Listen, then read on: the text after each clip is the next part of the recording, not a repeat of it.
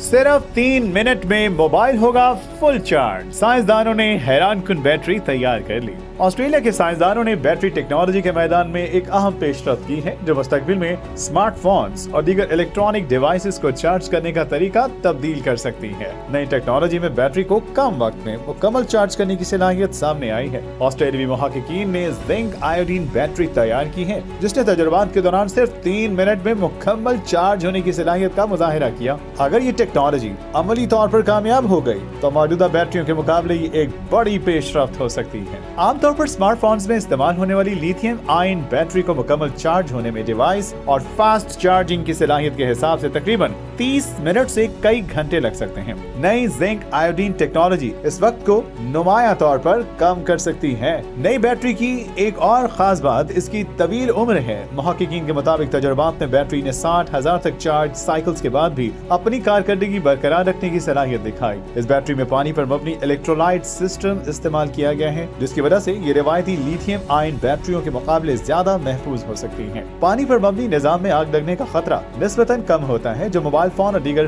Portable devices के लिए खास अहमियत रखता है। साइंसदानों ने इस टेक्नोलॉजी में नशास्ते से हासिल होने वाला एक नामियाती मवाद भी शामिल किया है जो नई बैटरी के डिजाइन का हिस्सा है। मौजूदा दौर के ज्यादातर स्मार्टफोन्स में लिथियम आयन बैटरियां इस्तेमाल होती हैं। इन बैटरियों में लिथियम कोबाल्ट ऑक्साइड और ग्रेफाइट समेत मुख्तलिफ मवाद शामिल होते हैं जबकि चार्जिंग और बैटरी इस्तेमाल होने के दौरान लिथियम आयन्स इन तहों के दरमियान हरकत करते हैं। आयन्स और इलेक्ट्रॉन्स की यही हरकत डिवाइस को तवानाई फराहम करती है। ताहम इस अमल के दौरान हरारत भी पैदा हो सकती है। इसी वजह से ज्यादा इस्तेमाल या चार्जिंग के दौरान मोबाइल फोन गर्म महसूस हो सकता है। नई जिंक आयोडीन बैटरी इस मसले को किसी हद तक कम करने के साथ साथ इंतहाई तेज चार्जिंग और तवील मुद्दत तक कारकर्दगी फराहम करने की सलाहियत रखती है। अगरचे तजुर्बात के नताइज हौसला अफजाई हैं लेकिन सार्फिन को भी ये तवक्को नहीं रखनी चाहिए कि आईफोन या सैमसंग गैलेक्सी के नए मॉडल्स में ये बैटरी फौरी तौर पर इस्तेमाल होना शुरू हो जाएगी। ये टेक्नोलॉजी फिलहाल तहकीक और तैयारी के मरहले में है।